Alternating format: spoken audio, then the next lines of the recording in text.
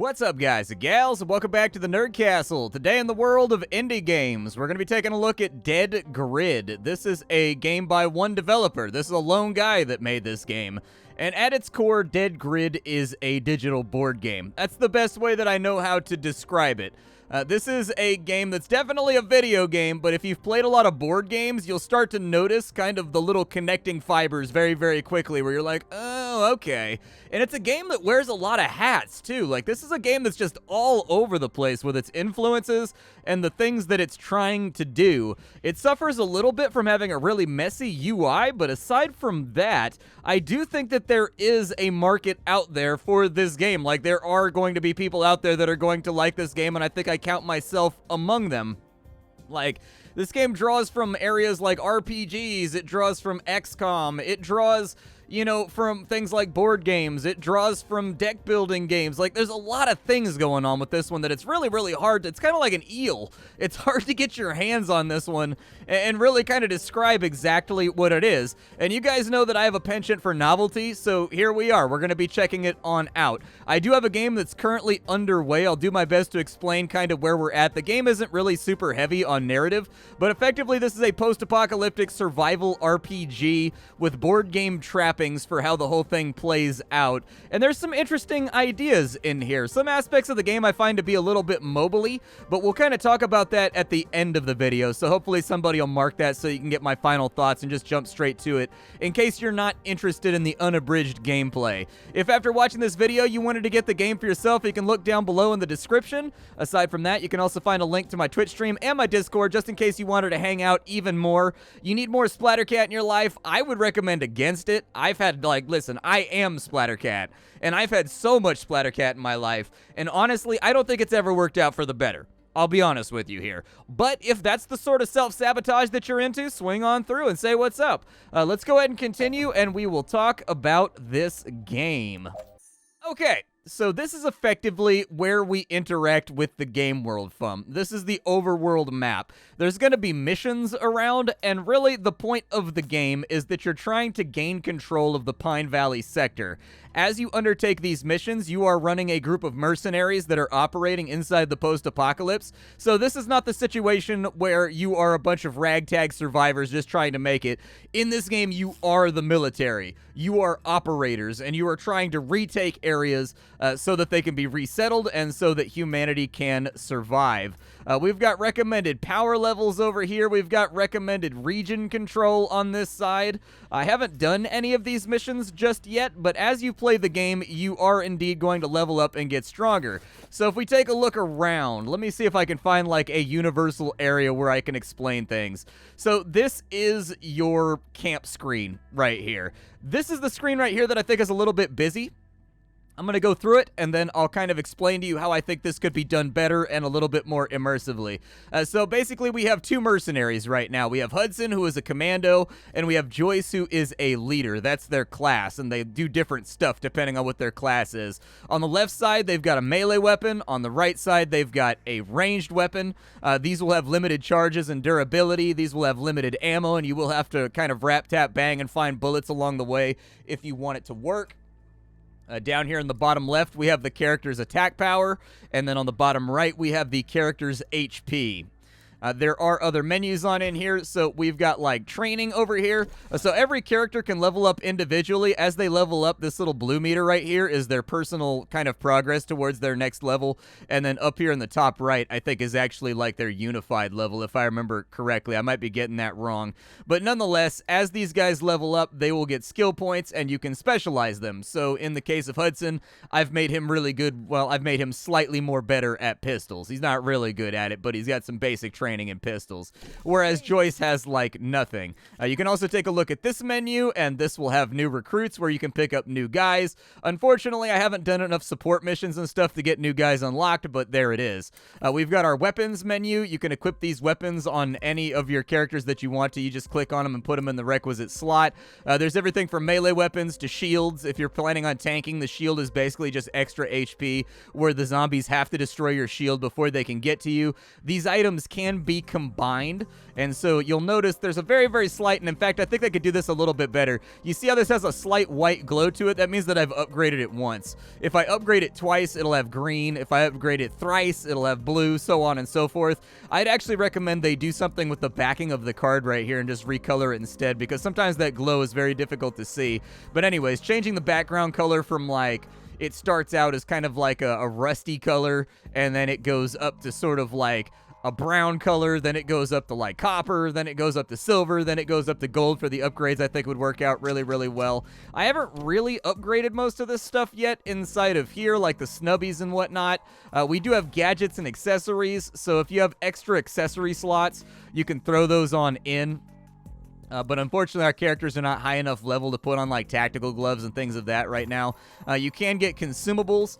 So, for example, we could equip a frag grenade on Hudson if we wanted to. We've got love letters. We've got first aid kits so that we can heal people. These slots will all kind of get better as time goes along. There's also a trader inside the camp. We can spend our supplies. So sometimes when you kill zombies or you take out enemies, they will give you supplies, which are the universal currency of the game. That will allow you to buy new weapons, which will increase your chances of surviving. And then, of course, you've got the upgrade tab right here for if you wanted to upgrade weapons. Upgrading weapons is basically you destroying duplicates in order to get better stuff, which is kind of where I said that the game gets a little bit of a mobile-y vibe from. I don't know, I can't say that for certain, but anyways, that's where it kind of gets like a little bit of that feel from, I guess, and then kind of the menu positioning. What I would have done with this menu instead is I would have actually made this a display of your camp, and I would have had like buildings that you click on, like the trader or like the barracks, and then the barracks has these 3 menus inside of it, and then you have the stockpile has those 4 menus inside of it, the trader has these 2 menus inside of it, and I feel like that would be a little bit more immersive, but that's just me. In addition, you can also level up sort of like Titan Quest style, I guess. So as you're going through missions and as you are leveling up, you'll get kind of these specializations that you can put on your characters that are not just like weapon passives. So for example, right here, my commando has been training in gun kata, and so there's like a really, really high chance that right here, you're going to get extra ammo whenever it's your character's turn, whenever you parry or whatever else. And so just stuff to look at. Different classes have different trees that they can play around with. You put the points in, they get better at that thing until it unlocks the node, and once you get to the node, you get a new ability. We have our survivors over here. These are people that have joined our camp, basically, and are doing things for us. So Ramon is responsible for finding us new mercenaries. Slade is the trader. When you first start the game off, there's no trade menu and there's no new mercenaries. Yes. And then Ned makes it so that there are barbed wire around your fights and whatnot. There is a lab over here where you can do research. I haven't gotten to the research yet, but researching apparently makes you better versus zombies. It makes your equipment better, and it makes your characters better, would be my guess for how that's kind of delineated right there.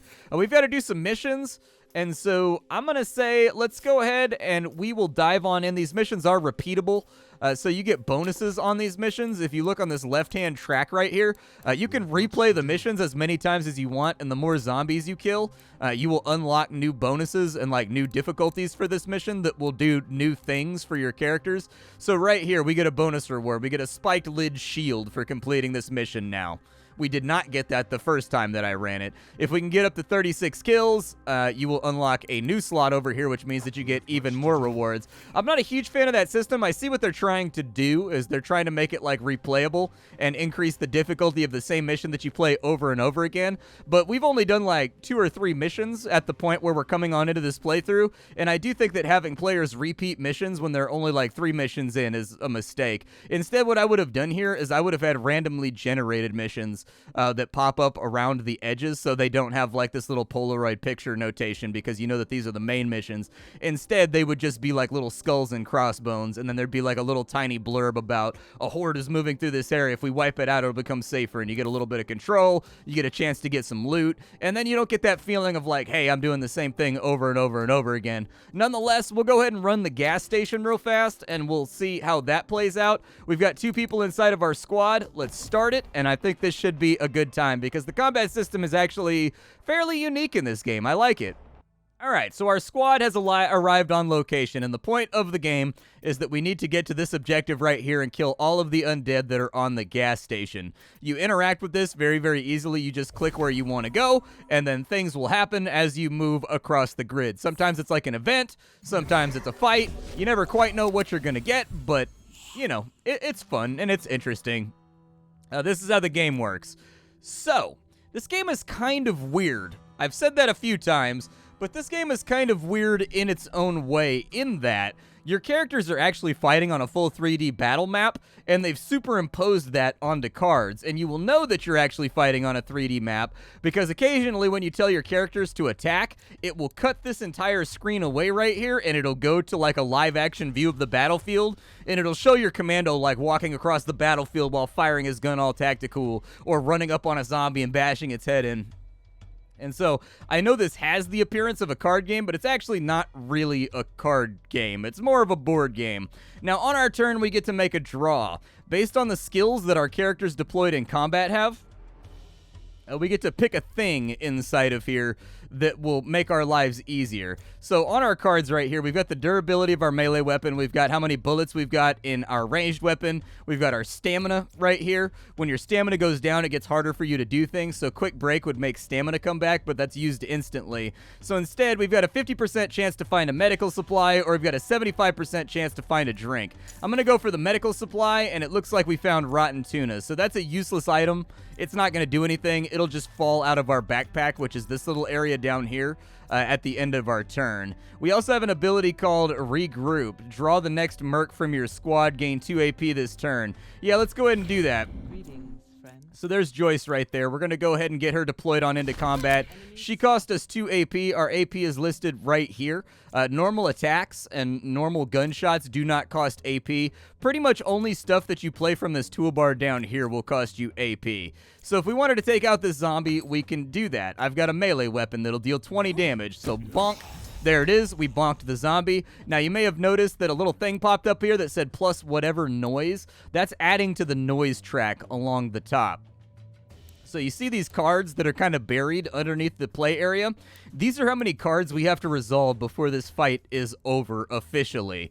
These cards can be anything from stuff that we can loot to enemies, and the noise meter determines how many of these get added to the play area. So like using a lot of melee weapons means that you're not going to end up with many reinforcements, but you're dealing less damage. Using guns means you're going to churn through the enemy faster, but at the end of the day, they're going to be reinforcing quicker. It doesn't really matter because reinforcing quicker just means that you get to the end of the fight faster, but it's up to you how you want to approach that situation. Since we have no other activities that are available to us on the game board right now, we're going to go ahead and pass our turn. The zombie attacked Hudson right there. He double parried, which is great. Another zombie reinforced, and it's actually a pretty stiff zombie right there. It's got 66 HP. I'm going to have Joyce go ahead and use her plank to beat that zombie to death right there. That zombie is now dead, and as you can see, everybody involved in the fight got some XP. We found a wedding ring. That's a valuable. You can sell that to a trader, so we want to extract with that in our inventory. Over here, we can go Greedy Scout. That'll allow us to look for 2 loot nodes. We can find some bombs, or we can find some food. Let's go Greedy Scout. We can do that. On the next turn, we'll be able to play Greedy Scout, and I think it'll work out pretty well. I'm going to put some damage on that zombie right there. I'm not going to focus too heavily on looting. This little orange line is who that person is going to attack on their turn. So just something to keep in mind. You can divert the enemy and force them to attack people with shields and stuff like that if you want it to be a little bit safer. My gun does 24. All right. There it is. So see, it went to the combat map right there, so you can see what that looked like. Let's go ahead and brawl a little bit. I'd like for some of these zombies to go down. We do have the AP to play Greedy Scout, so we're going to. We have an option on what we want to find here. These all come with kind of like a chance to find that thing, basically. I'll probably go for, let's try for an accessory and a gadget. And it looks like we got spare parts.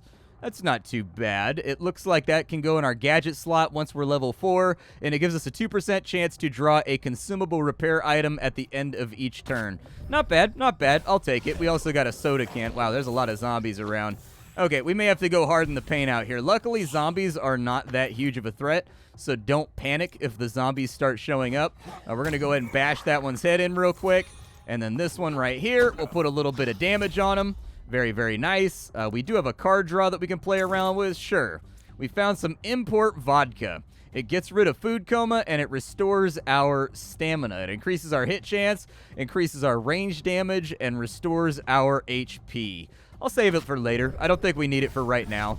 We've got no zombies added on into the fight on this turn, which is great. We did unfortunately get critted right there. The game does have a lot of really cool effects. So, for example, if you use a weapon that decapitates the zombie, when you hit the zombie, his head will come off on the card, and it flies off the card, and it slides down the front of your screen and, like, breaks the fourth wall. Like, there are little details in here that are actually really, really cool. Like, you can tell that somebody cared about this game when they were working on it. Let's take a quick break to get everybody's stamina back up. And then, in the case of Joyce, we're going to go ahead and focus this zombie down right here. Hopefully we don't miss. So there it is. Another zombie's been laid low. Our noise has hit 100, but we're doing a pretty good job of only using our melee weapons. So I think we'll be all right. I'm going to have him equip the crosswalk shield, because that basically allows him to just block damage. The enemy has to destroy his shield before he'll take any damage right there. The downside to that is that now I've kind of got to use ranged weapons, unfortunately. So we'll break out the pistol right there and put a little bit of damage on him. I don't think there's any more enemy cards to be drawn, and so I think we're good. We can go with a surprise attack right there to get some extra damage off, too. So there's another 30 damage hit. That's nice. And we've got silent tactics. Adjust your tactics. Reduce current noise by 50. Yeah, do that. Go ahead, and 50% noise down is good. Let's loot a little bit. So in the duffel bag, we found some ammo. In the suitcase, we found a candy bar that gives us a little bit of HP and stuff back. I'm just going to let him attack. He went after Joyce, but Joyce is, like, ready to go, and so no biggie. We got some ammo right there. Our backpack is actually almost full. So let's put some damage on the zombie real quick. I'm going to run the medium ammo on him to reload his Glock. She's taking a little bit of damage, so we'll heal her up for just a second. That way, we can find a ranged weapon. Unfortunately, we struck out and didn't hit our percentage-based chance to get a ranged weapon, so that's life. She dodged the zombie's attack right there. Continue looting. There's supplies. That's the currency that I was talking about that you spend at the trader. We can get a large ammo, we can get a gas can, or we can get a gold ring. I'm going to take the gold ring, just because we need more trade fodder. Oh, there was another zombie right there. So I guess the yellow cards are the ones that can be drawn by your noise rating, and the red ones are the ones that you have to resolve before you get in trouble. So he's down. One little detail that I do like about this game is that if your gun fires a 2-shot burst or a 3-shot burst, if they are killed by the first shot in that burst, the other 2 shots will go to the next mob down the chain. Fantastic game design. I cannot tell you how much I hate wasting burst fire on a single enemy if I don't have to. We'll get 22 damage off right there. Hopefully our noise rating doesn't call in another zombie. It did not, and so we are good and out of here. We found a lollipop. Lollipop, lollipop, lolly, lolly. And then you get bonus XP for every card that's left inside the unaware pile, by the way. We've cleared that area. It's time for us to move on to the next area. It says there's 6 zombies waiting for us. Let's not keep the party stalled out. Let's get involved. Okay, so we started out with a big old grip of zombies that we got to deal with. That one's got a gas can on his back. There's a pretty good chance that if we shoot this guy, he'll blow up and light the other zombies on fire. So I'm going to go ahead and give that a go. There it is. He did blow up and light all the other zombies on fire. The downside is that just escalated our noise track greatly. So that's going to be something that we've just got to live with. Yeah, as you can see, there are now many more zombies. Luckily, I've got my shield up and we're good to go. Let's see here. Unaware enemies cannot be alerted by noise at the start of the enemy's turn for 1 to 3 turns. That's fantastic. Play it. So we rolled a 1, so that only saves us on the next turn, but it's still fine. Go ahead and hit the one that's on fire. Oh, you got a crit. Good for you. Nice. So we wiped out 2 zombies right there on our turn. Not going to reload just yet because we've got a little bit of a safe space. Oh my goodness gracious, that is so many zombies. All right, well, our shield's looking the worst for wear, but that's why I equipped it. Go ahead and see if you can find me a dranky drank out here. We got a bottle of suds. Okay, that'll give us some HP back and some stam. Go ahead and get your stam refilled a little bit. And let's go ahead and shoot him.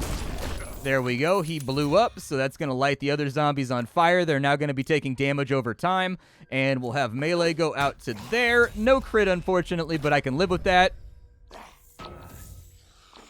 This is definitely going to get worse before it gets better. I can promise you that. Our noise track is getting pretty bad.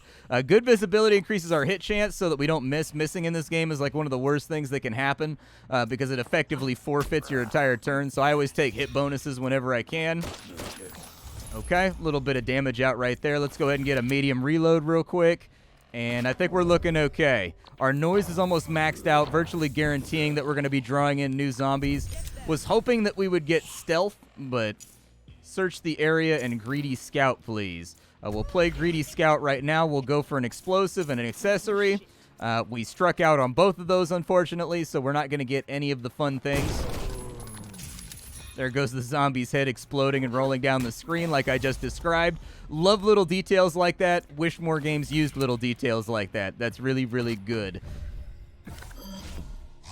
We added on in another zombie, and he's got a lot of HP, so unfortunately I think we're going to have to take this one to the mattresses. Okay. Oh, nice. Beautiful crit right there. I'll take it. Unfortunately, we didn't get a double crit. If we had gotten a double crit, I would be a very happy camper right now, but this is just the fight that will not end because it goes on and on, my friend.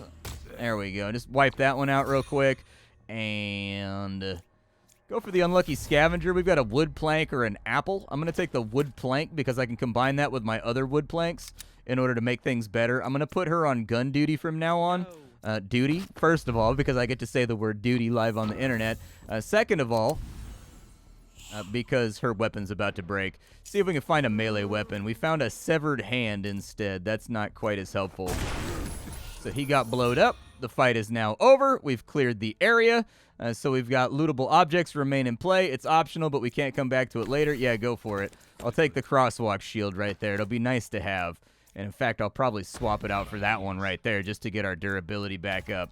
All right, so now that the area is cleared, there's no zombies over here, so that was a nice and easy advance. We'll go up into this area, and we'll see if there's anything else going on. This is the final fight of the area, so we should expect it to be a little bit sticky, a little bit more difficult than surmised. We'll throw out some shots right there. Alas, it was not enough to detonate the thing on his chest, so we've just got to kind of live for it for right now, or live with it for right now. Many zombies. Many zombies, and they're all focused on chewing Hudson. All my skills are on cooldowns. There's not much I can do here, so we're not going to worry about it. Go ahead and get her healed up with a lollipop real fast. I was not actually aware of the regenerative qualities of said lollipop, but I have learned. I have learned, my friends. We've killed 2 zombies in 1 turn, so I feel like that's really, really good for right now. However, oh my God in heaven. Yeah, things are getting worse. I could see this being bad. The good news is that rotting corpse pile right there basically deals damage to everything on screen for the rest of the fight except for us. And so it's going to work out. It's going to be okay. Let's go ahead and we will focus on anything that explodes. There we go. Anything that explodes is the focus for right now. Her weapon is almost broken, but that one should burn to death at the end of this turn, I think. I do like little effects, too. If you look at the cards, the enemies that we've shot, their card has a bullet hole in it. Very much like little details like that. That's absolutely fantastic. Let's see if we can find some food. We got some tasty nuts. You're going to love my nuts. All right. Focus some damage over there. I need you on range, please. We'll wipe out that zombie real quick. Noise levels absolutely maxed out right now, which is kind of unfortunate.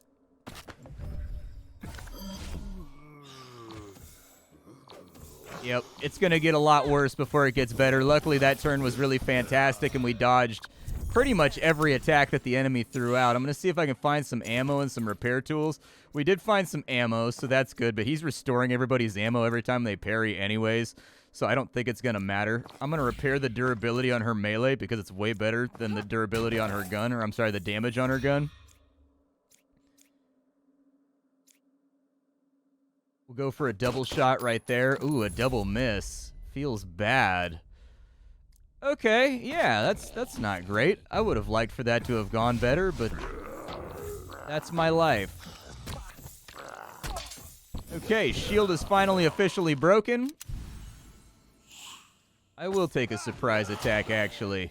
Apparently, he just did a roundhouse kick to that guy's face. I was hoping it would use her weapon, but it did not. Let's go ahead and...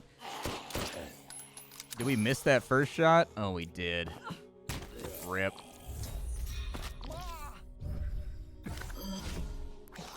Okay, so we've gotten through the red stack of cards, which is all that we had to resolve. Now we've just got to worry about the yellow stack. We've run out of burning, so this thing is no longer igniting enemies, so we're going to want to keep that in mind. Medical supplies would be good right about now. I would love to have some medical supplies. Let's go ahead and get 21. I'm going to focus on the enemies that I can get for right now. We're missing too much. It's because his stamina's gotten low. Go ahead and restore his stamina real quick. I need his meter to come back.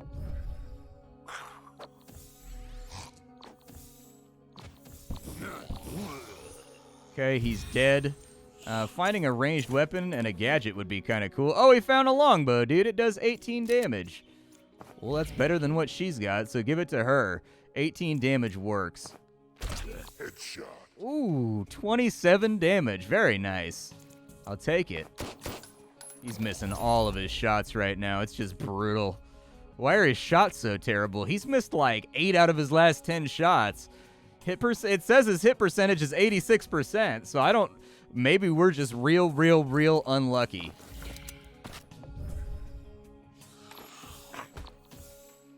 Lots of dodges and parries right there. Very nice. I will play Greedy Scout, actually. Let's go for Greedy Scout, Accessory, and Explosive. We got a Molotov. That's good. Throw out the... Does that light everything adjacent? Set target and adjacent undead on fire. Good. There you go. Light them all on fire. Okay, big miss right there. Nice little crit, though, to round it out. I'll take it.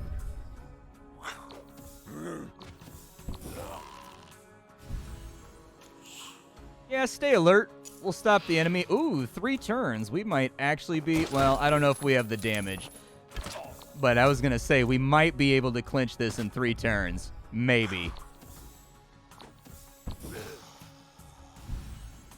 Yeah, melee weapon sounds good. Oh, cool. We found a heavy pipe. 21 damage. Well, that's better than what he's currently got, so go for it. Perfect.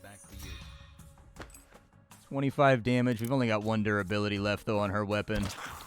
We'll go ahead and we'll start putting out a little bit of damage over that way. There's some dropped ammo there. I should have used it on her.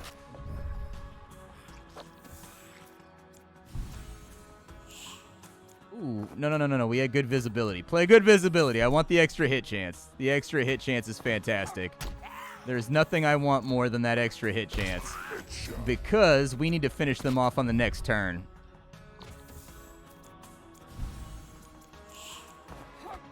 There it is. The fight's over. We got some bonus XP right there. I'll take it.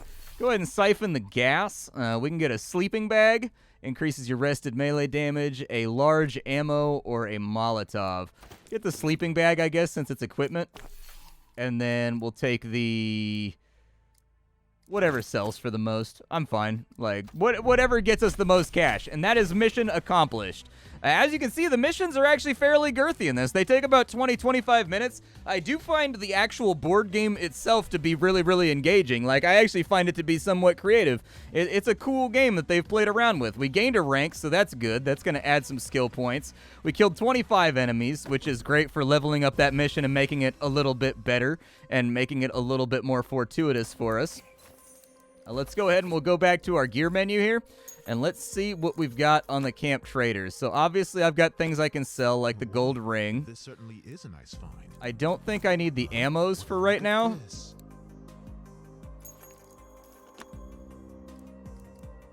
I think we've got another page over here. There's some spare parts. Sell the other wedding ring. That sounds good. And so we've got 440 supplies that we can spend at the moment. There's a level 1 snubby in here. I can upgrade my snubby and make it better. Oh, we found a recurve bow, too. That's even better. Yeah, give her the recurve bow, then. And then what we'll do is we'll upgrade the longbow. So the longbow is now a level 2 longbow. How does that compare? Just out of curiosity. Oh, it does 24 damage versus the 20 that does. I do think that using bows is actually a fairly appealing idea for keeping the noise level low, especially since it seems like the bows actually do kind of similar damage to the guns themselves. So, like, this right here is a unique level 1 handgun that I found, Slade's pistol. It does 24 damage, whereas the recurve does 20 and generates no noise. And so anyways, I sort of dig that idea. As far as melee goes, I don't think we have anything that we can upgrade for right now. So anyways, we got some training to do inside of here. We can make our characters better. So I would suggest that we maybe give her bow skill, since that seems to be the direction we're going anyways. Yeah, we'll give her some bow skill. That sounds good. He hasn't picked up any new skill points, so we don't need to worry about him. However, I'm pretty sure our camp did level up. And so we probably want to take care of that real fast, too. Yeah, it looks like our squad leveled up. Or, like, honestly, I don't know how this differs. Like, you've got your weapon proficiencies and you've got your character proficiencies. All right? And our character proficiencies have leveled up. So it looks like she's got a couple of options for specializing. She can be a neutralizer, a grandmaster, or a motivator. So she can increase her parry chance. She can make it so that the enemy undead don't gain rage. So there's a mechanic where the longer that, like, zombies are on the field, the stronger they get. We can increase her hit chance as well. That's pretty good, actually. And it restores stamina? Yeah, I definitely take that. Let me get some points in that. Increase the critical hit, or the hit crit chance of all mercs in play by 3% and restore 25% stamina. That's great. That's a fantastic card right there. Hopefully we don't draw it early. As far as our missions go, it does look like we have the item power now effectively to go into these other areas and take on a new mission. But unfortunately, we've sort of run aground on time. This game is dead grid. My thoughts about it. So, I think there are some interesting ideas in here, and from, like, the little details that are apparent to me in combat and otherwise, you can tell that this project was important to somebody while they were working on it. The sound effects, they're well selected, and I like a lot of the fourth wall breaking animation stuff, like zombie heads sliding down the screen and the rapid cutaways in combat. I can't help but feel like the game should actually put that stuff more front and center, like more aggressively, as those are really the things that made the game pop for me while I was playing it, and I don't think they come up nearly enough. Having the combat field visible more frequently would definitely dial that tension up and dial that immersion up. There are little aspects of the game that are a little bit cluttered, like the main camp menu, but we talked about that earlier in the video, and the good news here is that, like, that's not something that needs to be fixed. That's more just a function of, like, you could move things around and present them in a way that maximizes immersion and sort of just sinking into the game world. I'm not a huge fan of replaying the previous levels with the more bonuses idea. As I said previously, I prefer procedural side missions with randomly selected rewards, as the repeat mission aspect feels a little bit mobile-esque to me along with the upgrading system, but that's like... I feel weird saying that out loud because it feels like a baseless claim. Like, I'm aware of how weird that sounds, but, like, honestly, combining items and replaying levels exists in a ton of full-feature PC games. So I don't know why it stuck with me, but it's clear to me that this is a low-budget game that was made by one person, and that taken into consideration, I'm actually fairly surprised at the amount of things that the game does right. If you like board games, and if you like zombies, and if you like light RPG and camp building mechanics, and you like building a mercenary company, you'll probably have a good time with this one. Like, if you're not into board games, I could definitely see it kind of sliding off. But, like, I do like board games. I played tons of board games, and so I actually sort of like little digital games like this that take the board game realm and convert them into sort of a full-feature experience. So anyways, my name is Splattercat. I sift through the pile to find what's worthwhile in the world of indie games every single day so you don't have to. Today up on the chopping block, we had Dead Grid. Tomorrow we will very likely have something else, but up until I've got something for you, keep an eye on that indie skillet. I'll be right back, okay? Take care, everybody, and that's all I got. Bye-bye.